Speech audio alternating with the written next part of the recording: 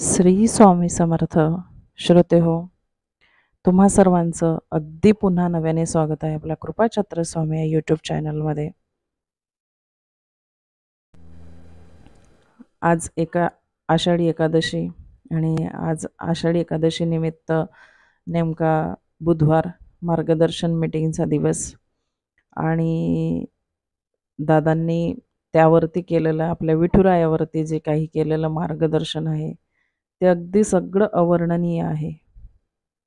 काय ती पंढरीची वारी आणि काय तो महिमा आणि काय ते माऊली भक्त सगळे, की ज्यांना कुठेही कोणत्याच गोष्टीचा लवलेश नाही, कुठं लोभ नाही, काही नाही.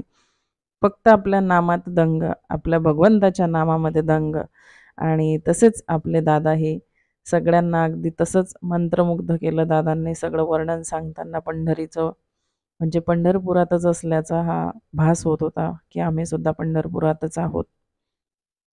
खूप सुंदर अशा लीला दादांनी सांगितलेल्या आहेत आणि त्याचबरोबर महत्त्व काय? पंढरीच्या वारीचं महत्त्व काय?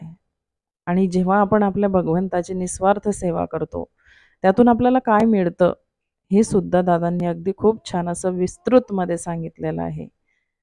जर जसं आपण म्हणतो, शिव हीच शक्ती आणि शिव हीच भक्ती.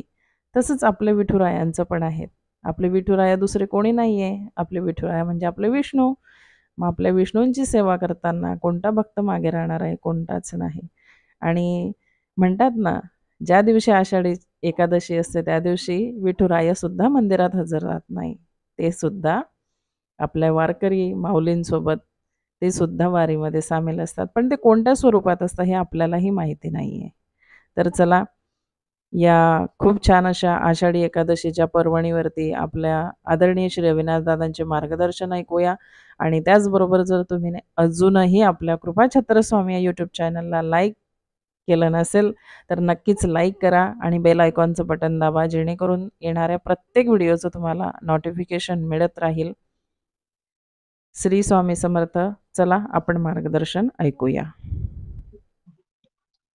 गुरुर्ब्रह्मा गुरुर्विष्णू गुरुर्देव महेश्वरा गुरु साक्षात परब्रह्म तस्मै श्री गुरुवे नमः. श्री स्वामी समर्थ महाराज की जय. अवधूत चिंतन श्री गुरुदेव दत्त.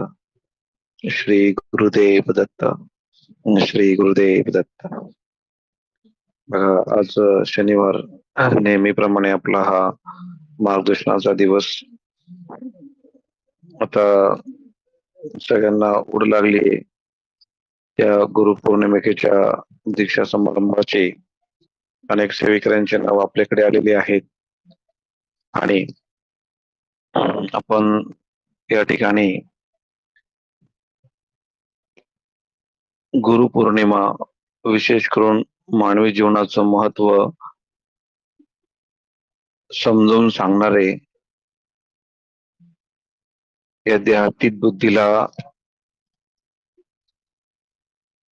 वळवून ती शाश्वताकडे, नश्वरतेकडून शाश्वताकडे नेणारे, अज्ञानाकडून ज्ञानाकडे, अंधाराकडून प्रकाशाकडे, असत्यातून सत्याकडे नेणारे ते गुरुतत्व असते. मानवी जन्म यासाठीच दिलेला आहे परमेश्वराने.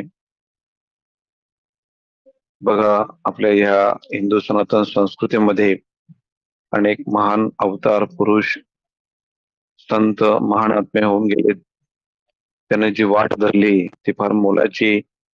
ते दुःखमुक्त झाले, भवसागरातून तरुण गेले, देवांचे देव झाले, ईशमय झाले. ती वाट धरणं सोयीस्कर जे आपल्या जवळ आहे. आज जरी सुखाचं असेल तर कर्म बलवत्तर आहे. कर्माचा फेरा कुठलाही चुकत नाहीत.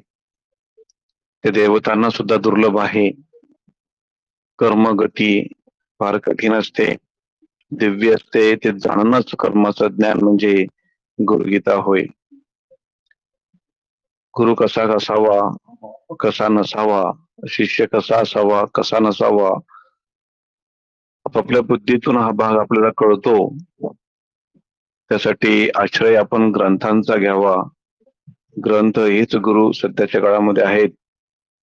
देहातीत गुरु कदाचित ते पूर्ण असतील, अपूर्ण असतील, मायेत षड्रिपूरमध्ये अडकलेले असतील. संसाराचा हा जो काही भाग आहे उचलताना कळत कळत नकळत आपल्याकडनं अपराध होत असतात, चुका होत असतात. तर त्या चुका सहज सोडून चालत नाही. त्या चुकांचं कर्मांचं फळ हे आपल्याला कधीतरी हे पुढील जन्मात भोगावंच लागतं. त्याआधी आपण गुरुपौर्णिमेच्या दिवशी झालेल्या चुकांबद्दल आपण स्वामींसमोर, स्वामीच आपले गुरु आहेत, त्यांच्या समोर आपण त्या चुका कबूल कराव्यात. म्हणजे ह्या चुका होणार नाहीत. हृदयाला बाण खोचेल असं त्याची वेदना आपल्याला झाली पाहिजे, पश्चाताप झाला पाहिजे. त्या पश्चातापाच्या प्रभावाने ते कर्मदोष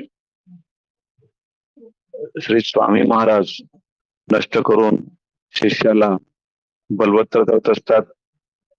बघा, आपल्या देहामध्ये एक स्टोर आहे. त्या पाप पुण्याचा हिशोब, कर्मांचा हिशोब जमा असतो. त्याला टाळाने गेलेलं असतं आणि त्याच्या पलीकडे ती मायानेचे वेष्टन असतं. जोपर्यंत कर्मद्वंद संपत नाहीत, चैतन्यात विलीन होत नाही, तोपर्यंत कालाचा प्रभाव कळत नाहीत. योग्यांचे योगी हे सुद्धा मायामध्येच आहेत. महाकाल जबरदस्त आहेत. ती देवता सर्व देवांना भ्रमिष्ट करणारी आहे. महाकाल कोणाच्या ताब्यात जात नाही. सर्वच देवांना महाकालाने घेरले. त्याच्यापासून सर्व सृष्टी निर्माण झाली आहे. आदिनारायण पण तिथूनच तयार झालेत. ब्रह्मा विष्णू महेश हे सर्व महाकालाचेच पुत्र आहेत. दुर्गा मातेचे पुत्र आहेत. निरंजन ही देवता आहे आणि सर्व हे जे काय अवतार पुरुष आहेत ते महाकालाच्या अधीन आहेत. म्हणून महाकाल कधी दानव करेल, कधी देव करेल सांगता येत नाहीत. रावणाचं जर पाहिलं, रावण, जरासंध, हिरण्यकश्यपू हे जे अवतार झालेत, त्यांचा जन्म जर पाहिला तर वैकुंठातले ते पहारेकरी होते आणि नलविते त्यांचं नाव होतं. तर त्यांनी सनकादिक ऋषींना अपमानास्पद वागणूक दिल्या कारणाने त्या ऋषींचा शाप त्यांना भोगावा लागला आणि त्यांना पृथ्वीतलावरती येऊन दानव बनावं लागलं. तर सांगण्याचं तात्पर्य, मानव देह असो अथवा देवांचा धर्म असतो, मीपणा, अहंकार, गर्व, अभिमान कुठेही शोभनीय नाही. त्याचा दंड हा कालांतराने म्हणतो आपण, म्हणजे कालाला त्याच्यामध्ये काल सांगतो. कर्म कधी कसं येईल सांगता येत नाही. म्हणून कर्म आणि काल या प्रमुख देवता आहेत. या देवता याचा प्रभाव सर्व देवांवरती आणि मानव जातीवरती आहे. तर या महाकालापासून सोडवणूक कोणाचीच नाही, स्वयं नारायणाची नाहीत. तर आपण कसं सोडवू शकतो? म्हणून पूर्ण शक्ती, पूर्ण ब्रह्मशक्ती भगवान श्रीकृष्ण यांचं आपण, दत्त महाराज यांची आपण साधना भक्ती जर केली तर आपल्याला महाकालापासून वंचित वाचता येतं. महाकाल कोणाला सोडत नाही, सगळ्यांना ते सगळ्यांनाच घेरलेले. आपल्यासारख्यांचं पामरांचं काय? तर कबीरासारखं ज्ञान असलं पाहिजे. कबीराचं जे ज्ञान आहे पूर्ण ब्रह्मतत्वाचं ज्ञान आहे, ती महाशक्ती आहे. कबीराचं ज्ञान म्हणजे महाशक्तीचं ज्ञान होतं. अल्लाह शक्ती ही महाशक्ती, भगवान श्रीकृष्ण ही महाशक्ती. आता कालांतराने बरेच काही म्हणतात विष्णूचे अवतार म्हणजे श्रीकृष्ण. जे काही कृष्ण अवतार झालेत ते विष्णूचे अवतार होते, पण मूळचा एकच कृष्ण या ठिकाणी आला, तो महाकृष्ण. त्याच्या लीला अपरंपार आहेत. तो एकच पृथ्वी तलावरती येऊन त्याने गीता सांगितली. परत ह्या कालगणनेनुसार सत्ययुग, त्रेतायुग, द्वापरयुग, कलियुग हे 4 युग, एक चतुर्युगी 4,32,000 वर्ष होतात. त्यावेळेस एक कलियुग होतं, त्याच्या डबल 8,64,000 वर्ष म्हणजे द्वापर युग.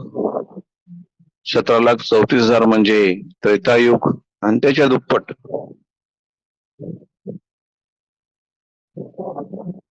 35 लाख समथिंग काहीतरी ते सतयुग. तर सतयुगामध्ये मानवाची आयुर्मर्यादा मोठी होती, लाख लाख वर्ष होती, ती त्रेता 1000 वर्षापर्यंत झाली. ती द्वापरयुगामध्ये काही शेकडो वर्षापर्यंत झाली आणि तीच आता कलियुगात 100 वर्ष मानवाचं आयुष्य मानलं गेले. आता तेवढे आयुष्य नाहीये. प्रमाण कालाचा वेगवेगळा होता, कार्याची गती वेगवेगळी होती, कालगणना वेगळी होती, काळाचा भाग वेगळा होता. आता विज्ञान युग आहे, ही चतुर्युगी फिरत असते.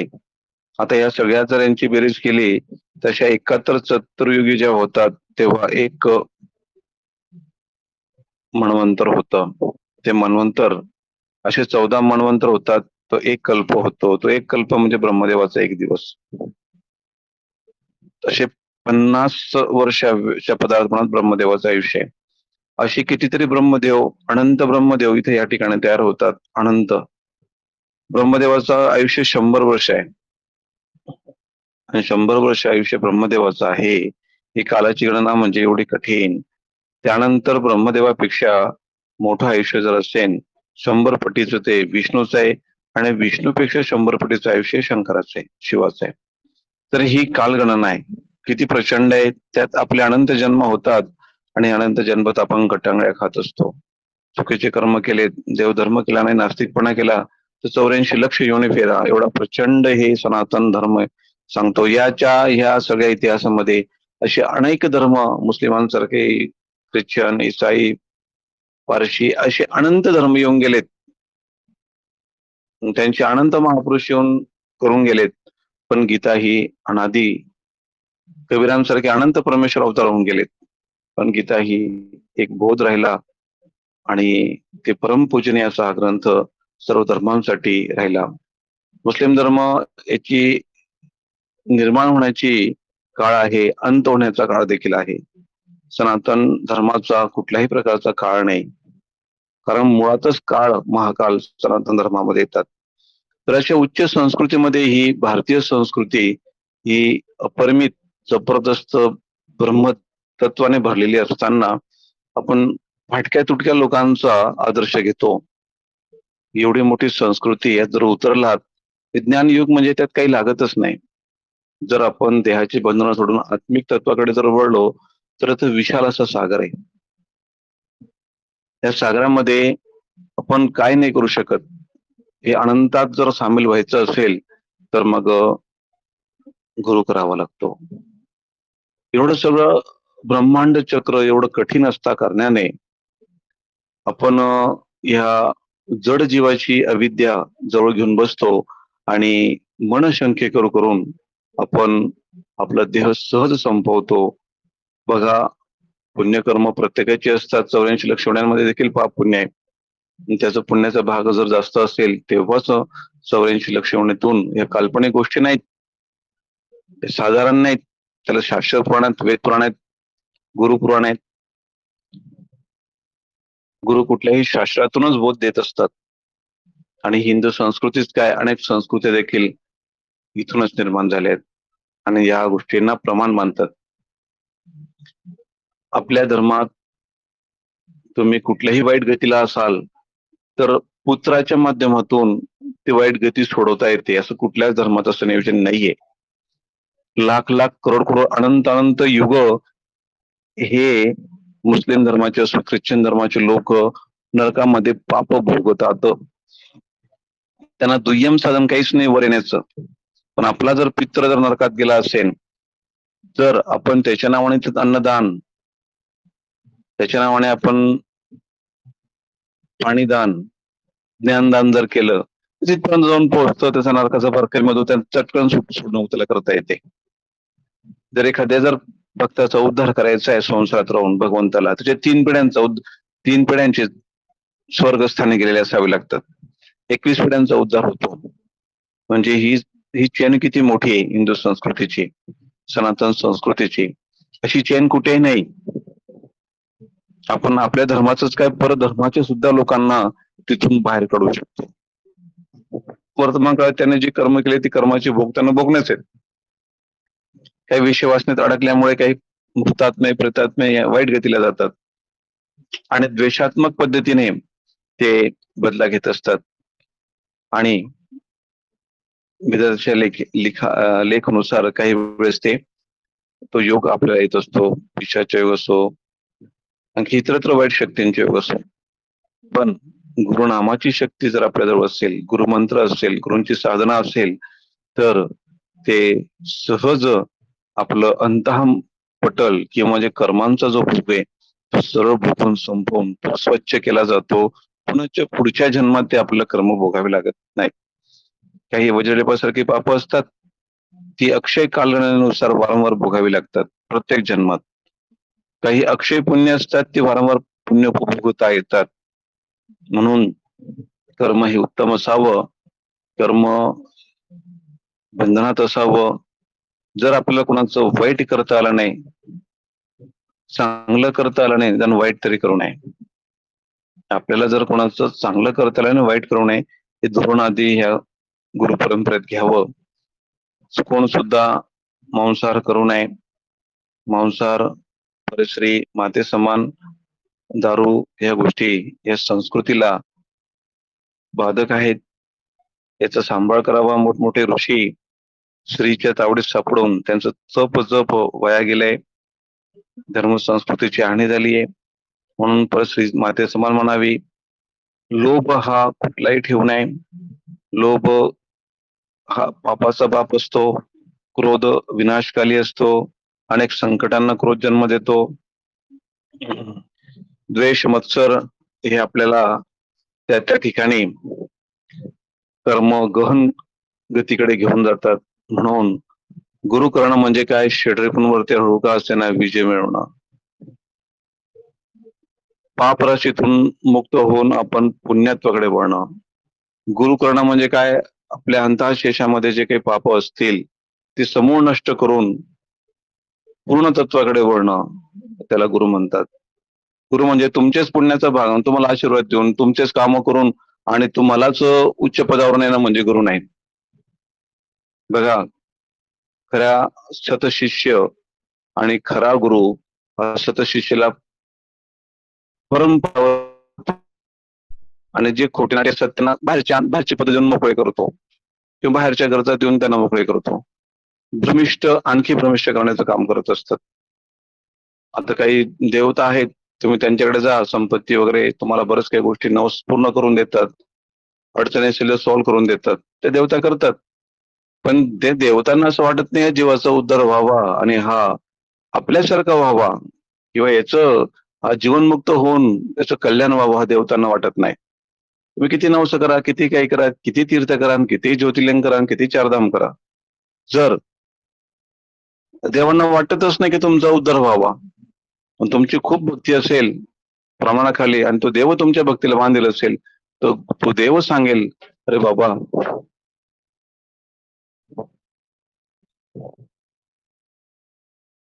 देव सांगेल, अरे बाबा तू गुरु कर, तेव्हा तुला माझं स्वरूप कळेल.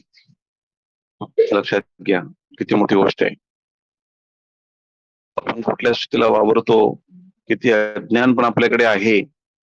नेमका कुठला धर्म पाळावा, कुठला गुरु करावा, गल्लोगल्ली गुरु झालेले आहेत, नेमकं कोणाला करावा, किती मोठा प्रश्न आहे. कारण हार कोण आहे? 2, 4, 5 लोकांची कामं झाली, शेकडो लोकांची कामं झालीत म्हणजे तो गुरु नसतो. संत संत असतात, पण जो आपल्याला ज्ञान देतो, जो आपला अज्ञान पटल दूर करून सतप्रवृत्तीकडे वळवण्याचं काम करतो, जो आपल्या सहवासात येऊन दुःख मुक्त करतो, जे आपल्याला दुःख ही स्वयं ते दुःख सोडवण्याचे मार्ग सांगतो, जो तळमळीने आपल्याला मोक्षाचा मार्ग दाखवतो.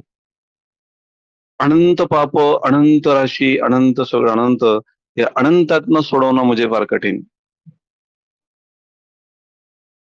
कित्येक जन्म लागतात, खरे गुरु मिळत नाहीत. कितीतरी साधना करावी लागते, कित्येक जन्म उलटून जावे लागतात, परमेश्वराची एकनिष्ठेने सेवा करावी लागते, तरी गुरु मिळत नाहीत. गुरु मिळणं दुर्लभ असतात. आणि कबीरांसारखे पूर्ण तत्वाचे जर गुरु मिळाले तर भाग्यवानच.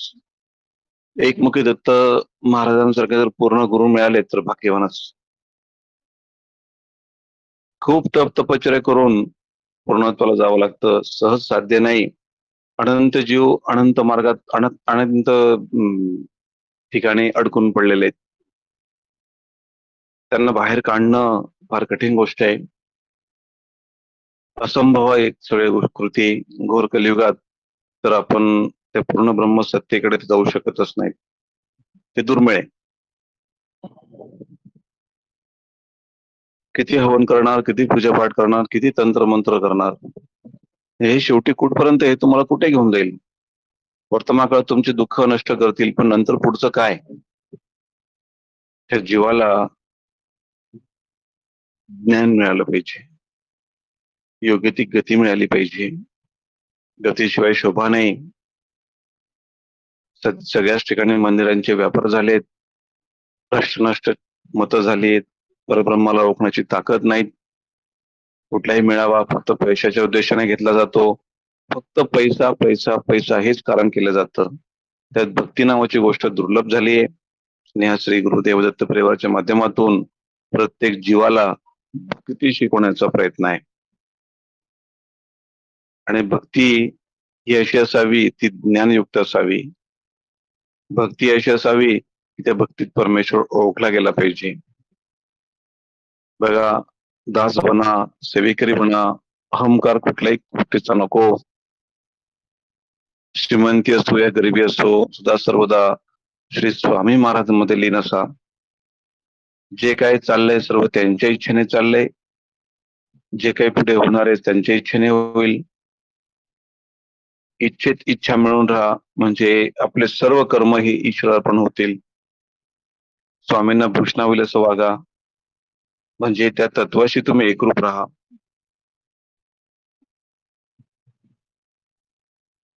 श्री स्वामी महाराज म्हणजे एक तत्व आहे, ते कृष्ण तत्व आहे, अनंत अनादी आहे, ते शाश्वत आहे,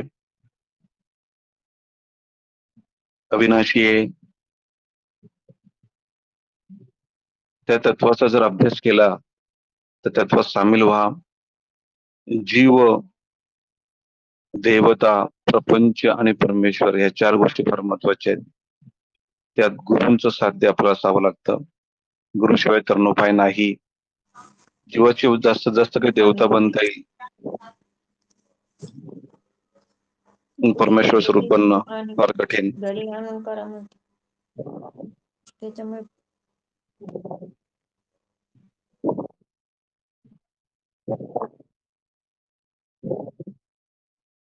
म्यूट करा. कोण आहे?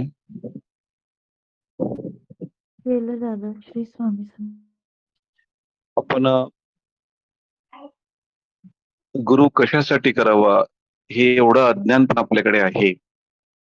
परमार्थ काय नेमकं हे अज्ञान पण आहे. त्या काळामध्ये अनेक संत येऊन गेलेत, जनजागृती केली. बघा, आपल्याकडे सकाळी सकाळी संध्याकाळी वासुदेव यायचे, छान छान गीते म्हणायचे. त्यासाठी ते त्या गावामध्ये जनजागृती करत होते. परमेश्वराचं नामस्मरण करा, झोपत उठा, जागरे व्हा. त्या काळाचा तो काय भाग होता, तो दासत्वाचा भाग होता.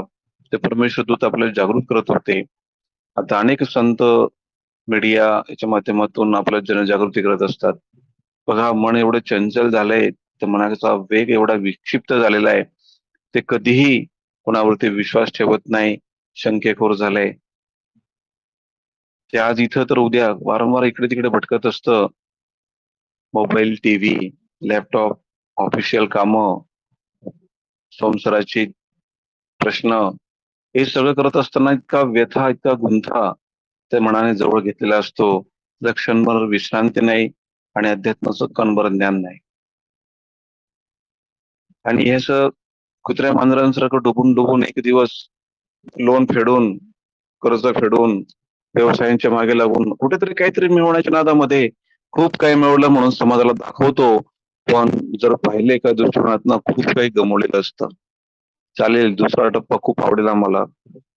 अध्यात्मात या, संसारात खूप काही गमवा, आपण अध्यात्मात कमवा. जे हिरे म्हटले जातात पृथ्वीवरचे, तुम्ही संसारात खूप काही कमवलं आणि अध्यात्माकडे आलेच नाहीत, म्हणजे तुम्ही खूप काही गमावल्यासारखं आहे. एवढं गमावल्यासारखं आहे तर भयंकर यातना आहे पुढे. कारण तुम्ही स्वतःचं स्वरूप समजूनच घेतलं नाही. मी प्रत्येक वेळेस म्हणतो 84 लक्ष योनीमध्ये बुद्धी आहे का?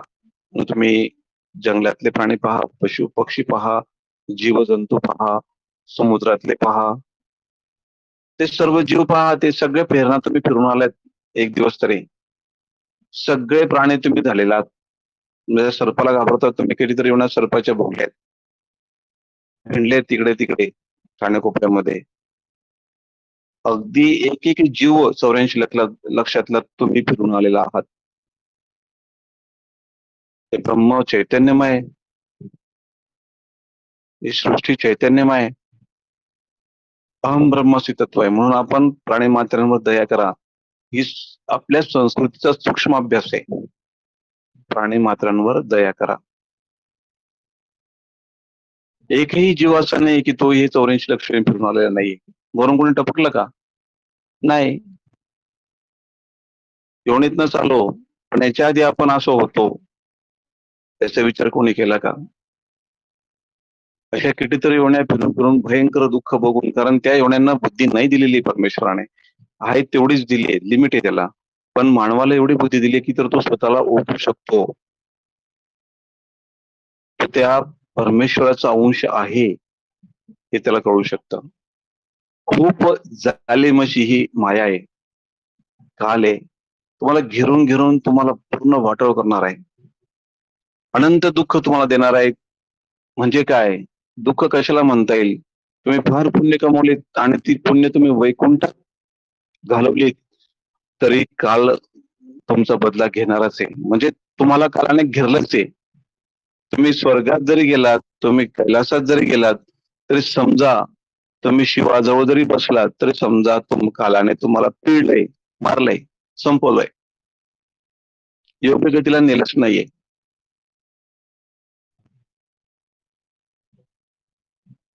मग गती कोणती मागायची? कबीराने मागितली बघा, सतलोक.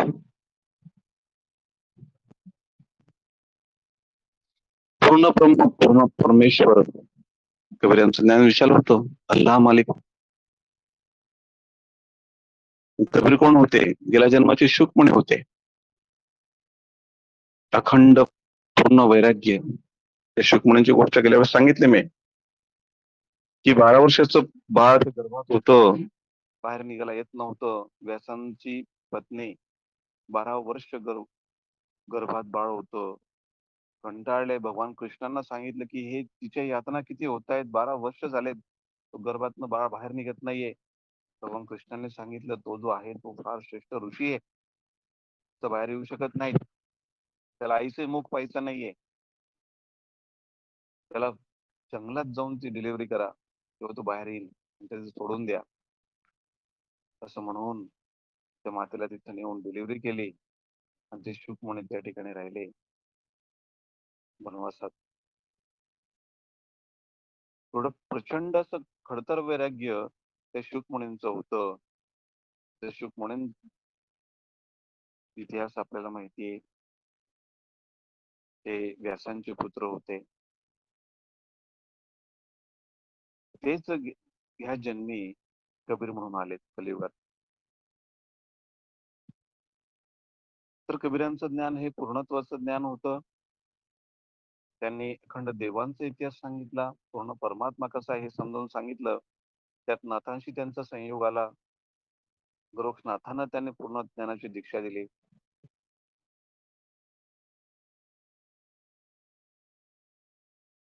हे सर्व करत असताना ही आपली शक्ती देखील कृष्ण शक्ती आहे.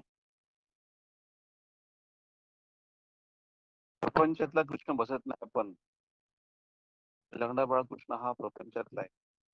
मूळ कृष्ण वेगळा आहे, महाविष्णूचा अवतार.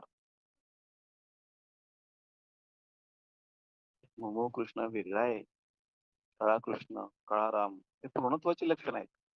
हे पूर्ण ब्रह्माचे लक्षण आहेत. ही जी शक्ती आहे, एकमुखी दत्त शक्ती, ही विशाल आहे, ही महाशक्ती आहे. ही महाकालाच्याही पलीकडची आहे. आपल्या आयुष्यात अनेक घटना होतात, त्या सर्वस्वी जबाबदार आपण पूर्ण करतो. प्रज्वलच्या आयुष्यात पण अशा भरपूर घटना घडल्यात, त्या महाकालाच्या स्वाधीन होत्या. गुरूंचं जेवढं प्रेम होतं भगवान कृष्णांनी भरभरून प्रेम दिलं, पण काही कथित घटना घडल्यात पूर्व संस्कारानुसार, त्यात महाकालाच्या आदेशानुसार त्याच्या आयुष्यातल्या बऱ्याचशा घटना घडल्यात. तर त्यावेळेस गुरु थोडे लपून जातात. आपल्या आयुष्यात सुद्धा अशा खडतर काही घटना घडतात. प्रसंचित असतं, प्रारब्ध असतं. काही दुःखातनच आपल्याला सुखाचा भास होतो, दुःखातूनच आपला परमेश्वर कळतो, कारण दुःखाच्या करीब हा परमेश्वर असतो. सुखाच्या राशीवर शैतान असतो करीब. अफाट पैसा, अफाट संपत्ती, यांना देवधर्म, किती अज्ञानपणात फिरतात हे लोक. अफाट पैसा यांच्याकडे, टाटा अंबानी बिर्ला यांच्या लग्नांमध्ये बघा यांचे झगडे काय चाललेत. त्यांना आहे का भास जगात आमचं काय काम, आम्ही कुठे आलो? त्याने सोन्याच्या अंगावर कपडे जरी घातले आणि सोनं जरी खाल्लं तरी काय होणार आहे? किती ऐश्वर्य, प्रभाव, किती किती नाटकं, किती चमचेगिरी, किती काय चाललंय बघा. त्यांना अध्यात्माचं आहे का? त्यांनी देवाशी मस्त मंदिर बांधून देतात ते, मग ब्राह्मण लावून देतात आणि त्यांना घंटा टिपायला. अरे स्वतःला ओळखायला वेळ नाही, फक्त पैशाचा तमाशा चाललाय. खऱ्या ज्ञानाची ओळख नाही, ते बावडगिरी चालले, पानसडगिरी चालले. प्रत्येक मानवाला जीवन तसं परमसिद्ध अधिकार आहे की त्याने स्वतःला ओळखलं पाहिजे, आत्मजागृती केलीच पाहिजे. सकाळी उठून आरत्या म्हणतात, जागृत होई आत्म या रामा, अनामा सचित सुखधामा. याचा अर्थच कळला नाही. आरत्या किती टिपल्या, त्याला काय अर्थ आहे? कोणी समजावून सांगितलंच नाही. फक्त तुमच्याकडे पैसे डबडे भरून द्या आम्हाला एवढंच सांगितलं, पण जागृत आत्मा कधी केलाच नाही. तत्वाचा लव माग मोसना धुंडणे सत्वातही, खरं सत्य आहे.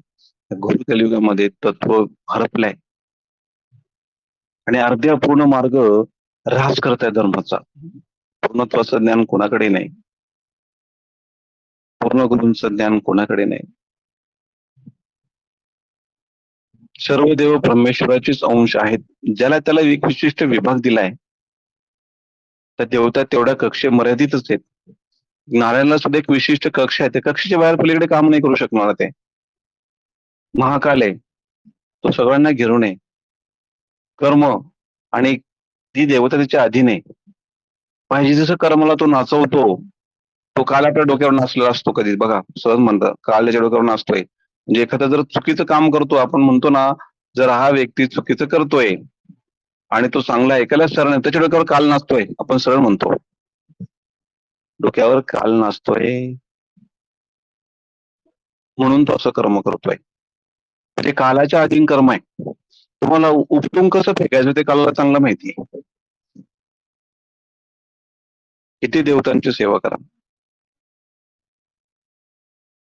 काल त्या पूर्ण पुरुषोत्तमाला घाबरून असतो आणि त्या पूर्ण पुरुषोत्तमाची सेवा आपण करतो. आम्ही जो मंत्र सांगितलाय, कृष्णाय वासुदेवाय हरे परमात्मने प्रणत क्लेश नाशाय गोविंदाय नमो नमः. तो उत्तम कृष्ण पुरुषोत्तम भजला पाहिजे. पुढचा पूर्ण कृष्ण हा वेगळा आहे. कृष्ण गीता फार वेगळी आहे. एक शिडी आहे, त्या शिडीत टप्प्याटप्प्याने आपल्याला पुढे सरकायचंय. खूप आव्हान आहे, युद्ध आहे, गुरुमंत्राने पुढे चालायचंय. जे स्वामींनी मिळवलं ते आपल्याला मिळवायचंय. दत्त महाराजांचा जो योग होता, साधना योग, त्या जीवनात त्याचा भाग आपल्याला बनायचा आहे. 12,000 वर्ष तपश्चर्या केली दत्त महाराजांनी. लाख लाख वर्ष बसले सेवेला, तपाला. तेव्हा त्याने त्यांचा स्वतःचा शोध घेतला. कबीरांचे सारखे अवतार येऊन सहज पूर्ण ब्रह्म शिकवून जातात.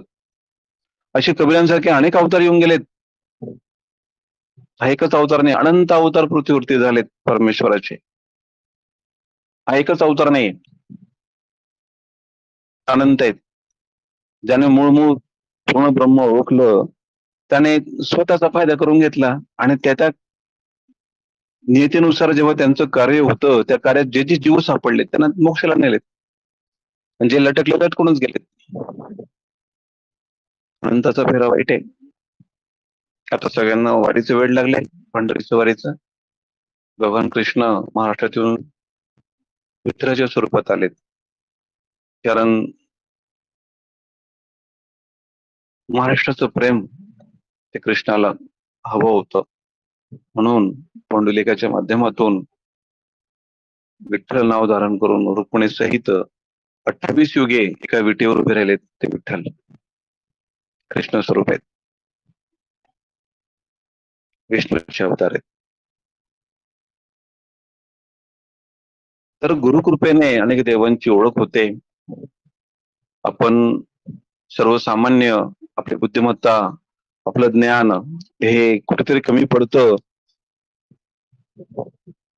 आपण त्या पूर्ण उत्तमाच्या मागे लागत नाही. मोक्ष माहित नाही, पुरुषार्थ माहित नाही, नेमकं कुठलं कर्म करावं की जेणेकरून मला शांती मिळेल, परम शांती मिळेल, अध्यात्माची गोडी लागेल, परमेश्वराची आवड कधी प्राप्त होईल.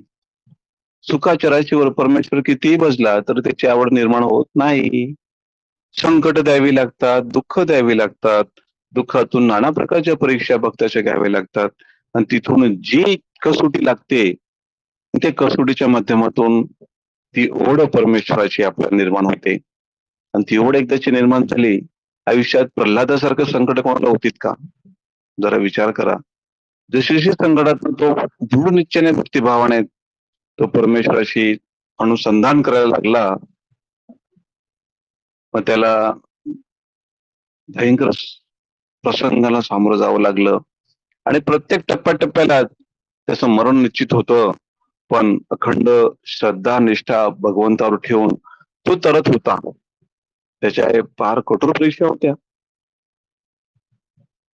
आणि कठोर परीक्षेतनं भगवंताचं दर्शन झालं का, तर ते चुंबकासारखे परमेश्वर होडला गेला भक्तीने, आणि ते परमेश्वर प्रसन्न झाला आणि हिरण्यकश्यपूचा वध झाला. सांगण्याचा उद्देश असा की आपल्या हातच काही वाईट शक्ती आहेत, वाईट कर्म आहेत, जे आपल्याला परमेश्वरापासून दुरावतात, गुरूंपासून दुरावतात. गुरु कधी कोणाला दूर करत नाहीत, आपले कर्म आपल्याला दूर करतात. आमचं प्रेम सगळ्यांवर सारखं असतं.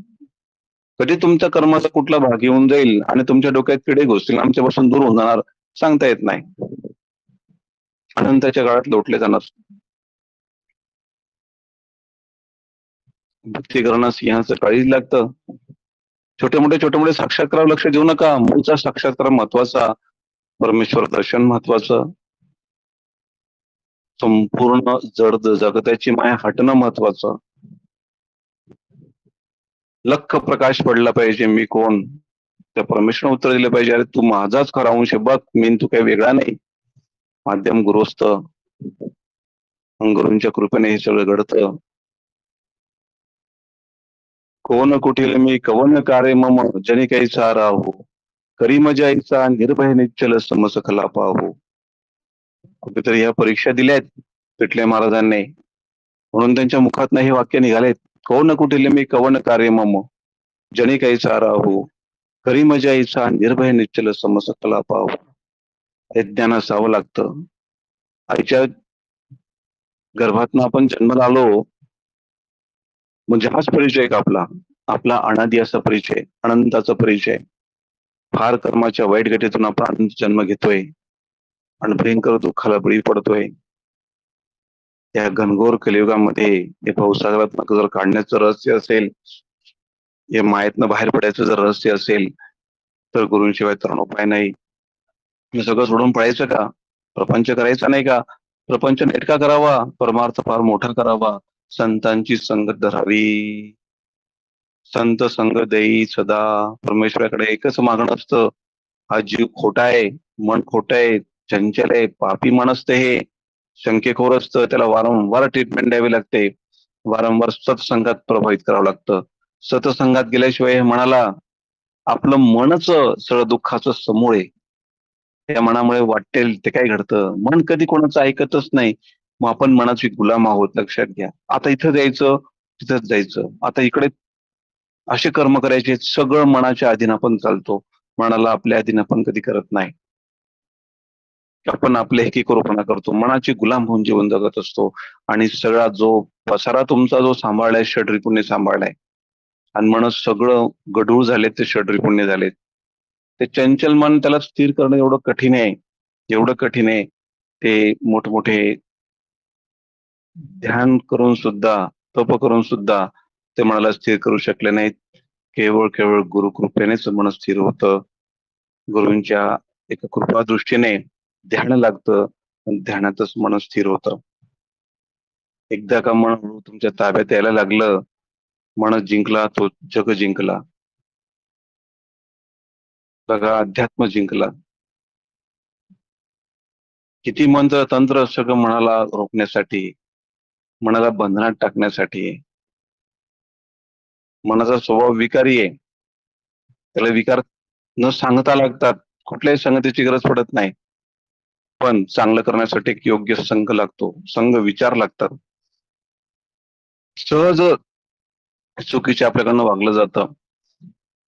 एक 5 मिनिटात मोठमोठी पाप केली जातात, आणि ती भोगण्यासाठी 5-5 वर्ष लागतात.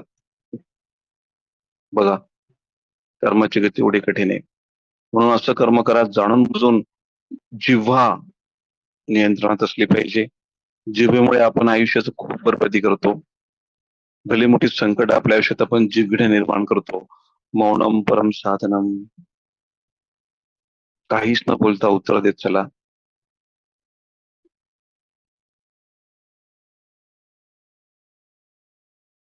थोडं महाभारत वाणीने घडले, वाणीने वाईट वाणीचा प्रयोग करून महाभारत घडलंय. म्हणून वाणी खूप महत्वाची आहे.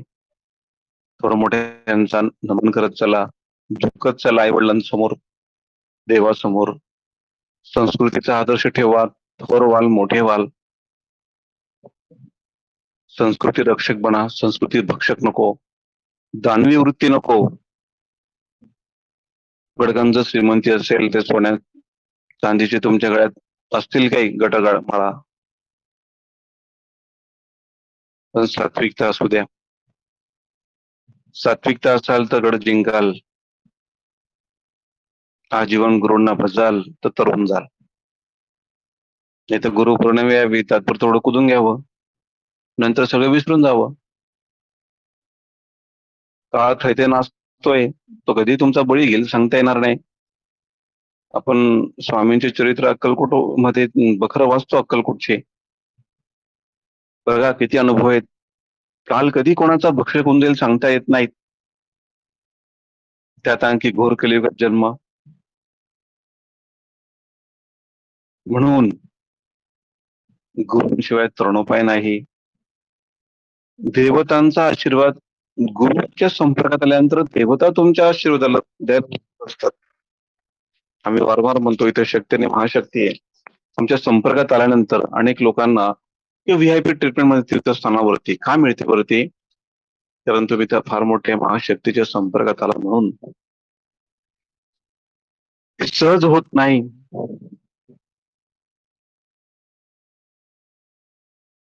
विष्णू सहस्रनाम किती म्हणणार, रामरक्षा किती म्हणणार, त्याचा प्रभाव तुमच्या आयुष्यात पडणारच. गुरुमंत्र किती रेटणार, बीज मंत्र किती जप करणार, त्याचे जर आपण पथ्य पाळलीत कालांतराने, तर प्रभाव एवढा जबरदस्त असेल कलियुगात, तुम्ही इतरांपेक्षा असामान्य असाल. आपण स्वतःला शोधलं पाहिजे. त्यासाठी मानव जन्म आहे. आत्मा परमात्म्याचं ज्ञान या जन्मातच मिळून घ्या. त्यासाठी पुरुषार्थ करा, पराकाष्ठा करा. अज्ञान स्त्री आहेत, मला माहिती, स्त्रियांना हे ज्ञान मिळत नाही. चूल मूल प्रपंच यातच अडकलेली स्त्री असते, त्याला ही बुद्धीच नाही. पण गुरुशक्ती जर मोठी असेल तर निश्चितच स्त्रियांना देखील ज्ञान मिळतं. आत्मज्ञान म्हणजे खायचं काम नाही, ते बाजारात कुठे मिळत नाही. अजून आम्हालाही कसली प्राप्ती नाही. आम्ही फक्त जीवनात भक्ती या क्षेत्रात लावतोय. ज्याने त्याने आपला स्वायत्तता शोधावी, भक्तीच्या माध्यमातून त्याने सिद्ध व्हावं. जसं पडेल तसं परमेश्वर भजन चिंतन करून त्याला प्राप्त करावं. आमचा उद्देश तेवढा एकच आहे. या गुरुप्रणाची थोर सेवा तुमच्याकडनं झाली पाहिजे. जप तप पारायण करून तुमचे दोष नष्ट करून तुम्ही त्या परमेश्वर चरणी दृढ श्रद्धा ठेवून त्यात लीन झालं पाहिजे. प्रत्येकाचा श्वास कधीतरी संपणार आहे, असं कोणीच नाही या भूतलावरती तो कायमस्वरूपी राहिला आलाय. प्रत्येक अवतार कार्य सुद्धा कार्य लिमिटेड आहे. नियतीचे बंधन असतात परमेश्वरी कार्याला, ते नियती बंधनात कार्य करून घेते. देवता ज्या आहेत 12 ज्योतिर्लिंग वगैरे आणखी इतरत्र ते स्थान म्हणून त्या स्थानावर बसले आहेत. त्यांनाही मर्यादा आहे, कधीतरी उठवल्या जातात, कधीतरी स्थापल्या जातात. अनंताचं काळचक्र हे नियतीप्रमाणे चालत असतं. हे सगळं समजून घेण्याची क्षमता ही आपल्या हातच आहे. सगळं देवांचे द्वार आपल्या हातच आहे. आत्मा हाच खरा परमात्मा आहे. तिथपर्यंत घेऊन जाणं म्हणजे ही साधन साध्य गुरुकृपेने सहज शक्य होतं. घोर अशा कलियुगात उद्धार करता येतो, वाल्याचा वाल्मिकी होता येतं. जर आपल्याला एक छोटासा संगतीने अनुभव आला तर परिवर्तन निश्चित होतं. बघा, परिवर्तन निसर्गाचा नियम आहे. आलेला काळ कोणाचा बसून राहत नाही. एखाद्या कष्टाचा काळ येतो, नंतर सुखद अनुभव येतात. एखादी पिढी घसरते, एखादी पिढी वर आणते, एखाद दुसऱ्या पिढ्या जगाचा उद्धार करते, तिसरी पिढी येते वाट लावून जाते. हे नियतीचे नियम आहेत. पदाच्या मागे कधी लागू नका. पद म्हणजे हे लोभाने भरलेलं असतं आणि त्यात भली मोठी पापं केली गेली असतात. प्रतिष्ठा सन्मान मिळण्यासाठी धडपड करणारे लोक ही वाईट असतात. त्यातनं वाईट भूमिकेतनच त्या गोष्टी घडत असतात. अध्यात्मामध्ये अशा गोष्टींना स्थान नाही. अशी साधना करा, अशा गुरूंवर प्रेम करा की पद तुमच्या मागे लागली पाहिजे. असा परमेश्वर बजा की सिद्धी तुमच्या सेवेसाठी सादर असली पाहिजे. तुम्ही सिद्धीकडे पाहायला नको, कारण तुमचं फक्त परमेश्वरावरती प्रेम असलं पाहिजे. दिवसेंदिवस श्रीपाद प्रभूंवर स्वामींवर तुमचं प्रेम असं झालं पाहिजे की क्षणभर देखील त्यांच्यापासून तुम्ही राहायला नको. अखंड स्वामींचं नाम घ्या, अखंड दत्तगुरूंचं नाम घ्या, अखंड श्रीपाद प्रभू बजा. त्यांना आवडा, वारंवार त्यांच्याजवळ तुम्ही रडा, अश्रू वहा. आपले अश्रू त्या प्रभूंच्या चरणांवरती अभिषेक झाला पाहिजे. दुःख कष्ट आल्याशिवाय परमेश्वर संगत मिळत नाही आणि यातून परमेश्वराचे अनुभव मिळतात. वारंवार ते म्हणता हम दयाने जिंदा आहे. अखंड साधन ठेवा नामाचं, ते कधीही विस्मरण करता कामा नये, कारण नामच आपल्याला तारणार, त्याशिवाय तारणारा कोणीच नाही. 21 तारखेला जो कार्यक्रम होणार आहे त्या कार्यक्रमाचं जर विश्लेषण जर केलं, 6:30 ला आपलं रुद्र चालू होणार आहे. लघुरुद्र त्या ठिकाणी होईल. दीक्षेचा कार्यक्रम होईल.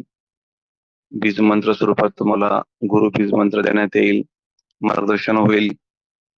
पुढच एकदा सांगतो, तो दिवस कधी टाळू नका.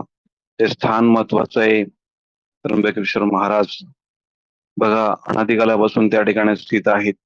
त्यांनी कोटी कोटी संत महानात्मे, जीव महानात्मे त्र्यंबकेश्वर महाराजांनी पाहिले असतील त्या स्थानावरून. आपल्या तिथून गणनाच नाही काही, पण त्या स्थानावर बसून त्यांनी खूप महात्मे पाहिले असतील त्र्यंबकेश्वर महाराजांनी, साक्षात शिवाने. अनेक जगतासाठी मोठमोठे साधू येऊन गेलेत, प्रभूंचा आशीर्वाद घेऊन कार्याला लागलेत. तसाच आपल्याला त्या ठिकाणी प्रभूंचा आशीर्वाद घेऊन आपलं कार्य बळकट करायचंय.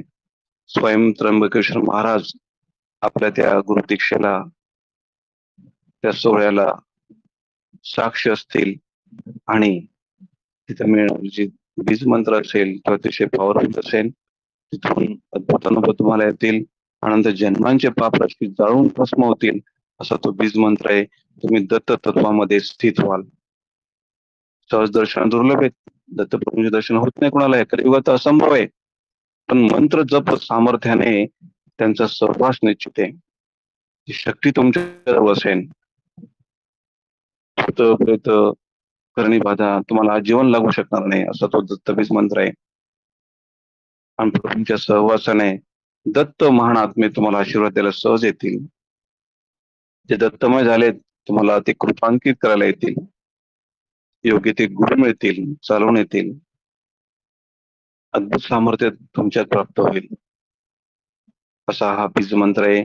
आणि स्वामींची सहज कृपा बीज मंत्र घेण्यावरती होणार आहे. तर ती सुवर्ण संधी आपण कोणी टाळू नये आणि या सुवर्ण वेळेचा आपण साक्षीदार व्हावं. स्वयं भगवान त्र्यंबकेश्वर महाराज त्या ठिकाणी आपल्याला आशीर्वाद द्यायला हजर असतील. आणि ही गुरु प्रणाली आहे. मग असे मी बरेच वेळ म्हणतोय आमचे पंचकृष्ण आहेत. भगवान कृष्ण, भगवान दत्त महाराज, भगवान श्रीपाद श्री वल्लभ महाराज, भगवान नृसिंह सरस्वती स्वामी महाराज आणि भगवान श्री स्वामी समर्थ महाराज हे पंचकृष्णा समान आहेत. फार मोठी परमेश्वराचे अवतार आहेत. परमेश्वराचे अमृतपुत्र आहेत असं मला हरकत नाहीत. म्हणून आपण सर्वांनी या प्रणालीनुसार आपल्या आयुष्याचं कल्याण करून घ्यावं. आणि या बीज मंत्र सोहळ्याला आपण सर्व कुटुंबासहित उपस्थित असावं. गुरुपौर्णिमा ही आपली पहिलीच आहे आणि ह्या गुरुपौर्णिमेला गुरु दीक्षेच्या रूपात काय हवं तर पुनश्च सांगतो, स्वामींवर एकनिष्ठ श्रद्धा ठेवा. अखंड नामस्मरणात राहा. स्वतःची कर्म चेक करून त्यात परिवर्तन आणा. स्वभाव बदला. अँगल ऑफ व्ह्यू, तुमचा जीवन जगण्याचा दृष्टिकोन बदलवा. जगाला बदलवण्याच्या मागे लागू नका. जग हे रामाकडून कृष्णाकडून बदललं नाही, आपल्याकडून बदलेल का? तुमचा अँगल ऑफ व्ह्यू म्हणजे तुमचा दृष्टिकोन बदला, तुम्हाला जग बदललेलं दिसेल. सहनशील व्हा. अध्यात्मामध्ये खूप सहनशील पुढे जावं लागतं. योग्य संगत तुमचं कल्याण करेल. आम्हाला गुरुदीक्षेच्या स्वरूपात एवढ्या गोष्टी पाहिजेत. आम्हाला कुठल्याही प्रकारचा स्वार्थ नाही, लोभ नाहीये. तुमच्यात बदल व्हावा, तुमची कामं व्हावीत आणि परमेश्वराला हवा तसा शिष्य कसा असतो बघा. शिष्य कसा असावा? लाख करोडो लोक परमेश्वराला मानतात, पण परमेश्वराने त्याला मानलं पाहिजे असं व्हा. देवाने आपल्याकडे पाहिलं पाहिजे विशेष नजरेने. देवाला तुमच्यापासून करमलं नाही पाहिजे असं साधन म्हणा. आम्ही आज आहे उद्या नाही. पण तुम्हाला जर भक्तीचा लळा लागला ना, त्या माध्यमातून तुमचं स्वतःच कल्याण तुम्ही करून घ्या. आम्ही काय करणार, फक्त तुम्हाला खाली पडले तर उठवण्यासाठी आत्मविश्वास देऊ. आत्मविश्वास दूर करून तुम्हाला त्या आध्यात्मिक पटलावर चालण्याचा आम्ही मार्ग मोकळा करू. आमच्याकडे एवढंच आहे, चालायचं तुम्हाला आहे. बोट धरून महाराज तुम्हाला या आध्यात्मिक क्षेत्रामध्ये प्रावीण्य आणतील. क्षेत्र कठीण आहे, प्रचंड कठीण आहे. त्याचं कोड सुटत नाही.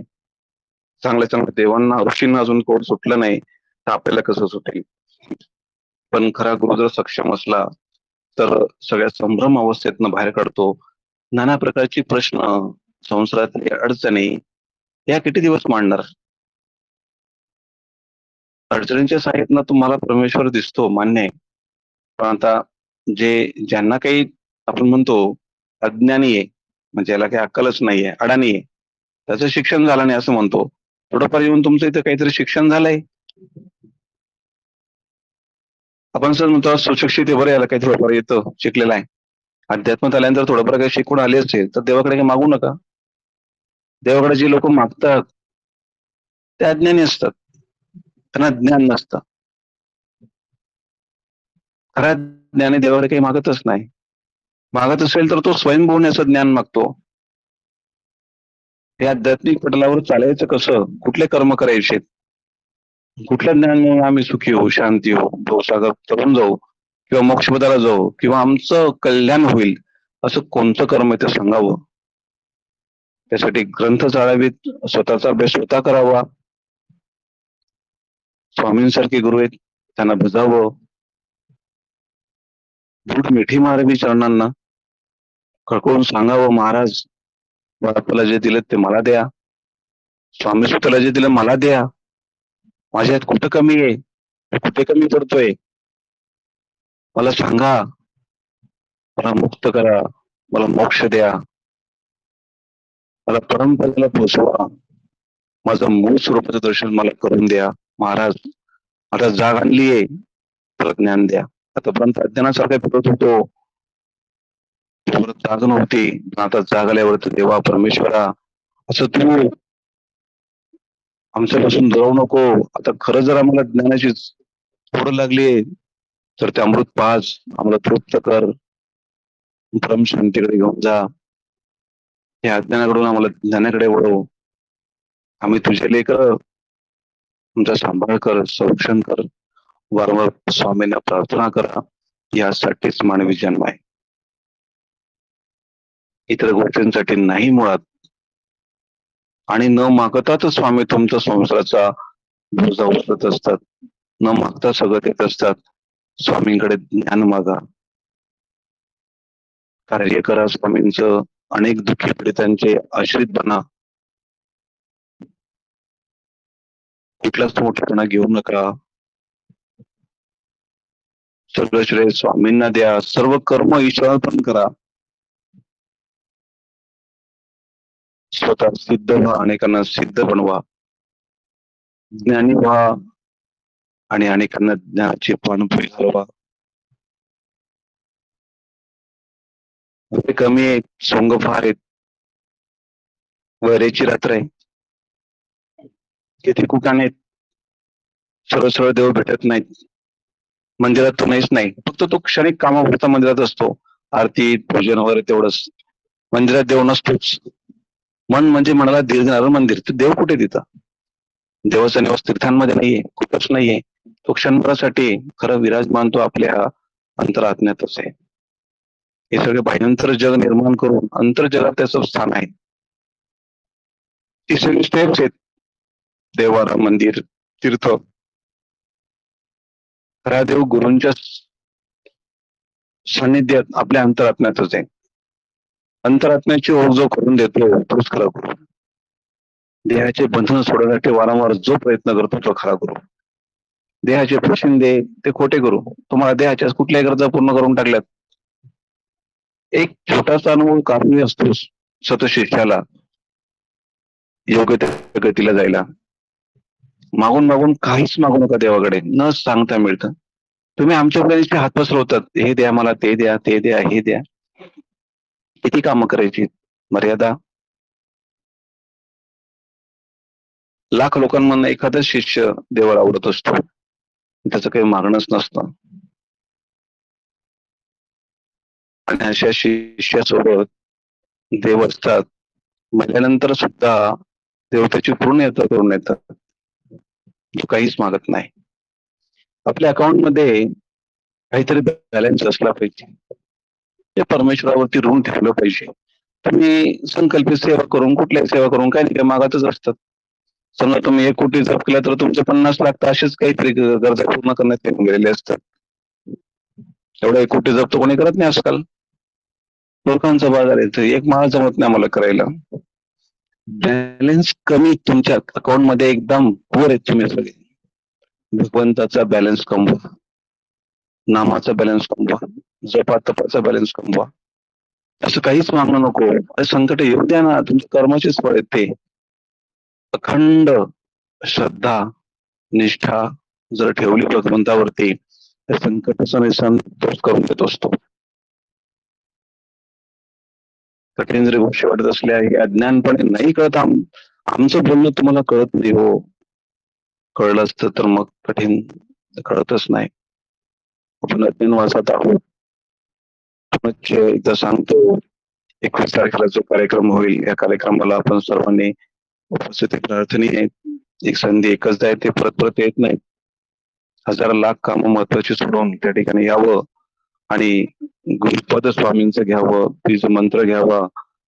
लघुपुत्र झाल्यानंतर तो कार्यक्रम असेल आणि त्या दिवसाचं मार्गदर्शन हे तुमच्या आयुष्याला कलाटण्यात देणार असेल. एक छोटासा संघ तुमचं आयुष्य बदलून देणार असेल. अधिक वेळ घेत नाही. झालेलं माझं हे मार्गदर्शन मी श्री स्वामी समर्थ चरणार्पण मस्तक करतो. श्रीपाद श्री वल्लभ नमस्कार करतो. पश्चात नवसत्र घेऊया. झालेली सगळी सेवा प्रभू चरणी अर्पण. श्री स्वामी समर्थ. आहे. श्री स्वामी समर्थ श्रोतेहो, बघा दादांनी पंढरीच्या वारीचं किती सुंदर वर्णन केलेलं आहे आणि आपल्या पंढरपुरामध्ये जे बसलेले आपले भगवंत आहेत म्हणजेच आपले विठुराया. विठुरायाचं काय वर्णनच आपण करू शकत नाही. विटेवरती उभे आहेत, हात करकटावरती ठेवलेले आहेत आणि अशा साध्या बोळ्या भगवंताचं आपण काय वर्णन करावं. आपण लहानपणी ऐकलेलं आहे, फिरत्या चाकावरती देशी तू मातीला आकार, देवा तू वेडा कुंभार. म्हणजे खरंच आहे, आपण जसा मातीचा गोळा त्या चाकावरती टाकतो आणि वरती आकार देत चालतो, तो कोण? विठुरायालाच म्हटलेला आहे. फिरत्या चाकावरती देसी मातीला आकार, विठ्ठला तू वेडा कुंभार, विठ्ठला तू वेडा कुंभार. खूप सुंदर अशी गाणी लहानपणी बालपणामध्ये ऐकलेले विठुरायाची आणि खरंच त्या गाण्यांमधूनच असं वाटत होतं की आपण खरोखर पंढरपुरातच आहोत आणि आपल्या भगवंताची आपण भक्ती करतो आहोत. एखादं कीर्तन ऐकायला मिळालं तर त्यावेळेलाही आपण पंढरपुरातच असल्याची जाणीव होत होती आणि आजही सेम तसाच अनुभव, सारखाच सेम तसाच अनुभव आज आला की खरंच आजही आम्ही त्या पंढरपुरामध्ये त्या वारीमध्ये आहोत. वारी तर कधी काही करायला मिळाले नाही आहे आजवर, पण खरोखर वारीमध्ये असण्याचा तो आनंद आज अनुभवला दादांच्या मार्गदर्शन मीटिंगमधून. खरंच भगवंताची किती ओढ असू शकते एखाद्या भक्ताला, तर ती पंढरपुरात बघा. जर तुम्ही बघितलेली नसेल तर पंढरपुरात जा आणि बघा किती निस्वार्थी प्रेम आहे आपल्या भगवंतावरती. आणि ती चंद्रभागा, काय तिचं सांगावं, काय तिचं वर्णन करावं. खरंच जे काही आहे सगळं ते अवर्णनीय आहे आणि ते आपण आज ऐकलेलं आहे आणि अनुभवलेलं आहे. तर चला आजचं मार्गदर्शन आपण इथंच थांबूया आणि अजूनही जर कोणी आपल्या चॅनलला लाईक, शेअर आणि सबस्क्राईब केलं नसेल तर लवकरात लवकर करून घ्या, म्हणजे तुम्हाला येणाऱ्या प्रत्येक नवीन व्हिडिओचं नोटिफिकेशन मिळत राहील. तर चला इथंच मी आजची सेवा माझी थांबवते आणि केलेली सेवा सर्व स्वामीचरणी अर्पण करते. श्री स्वामी समर्थ. श्रीपाद वल्लभ दिगंबरा दिगंबरा दिगंबरा, श्रीपाद वल्लभ दिगंबरा, श्रीपाद श्री वल्लभांचा जय जयकार असो. श्री स्वामी समर्थ. जय जय विठ्ठल हरी, जय जय विठ्ठल हरी. श्री स्वामी समर्थ.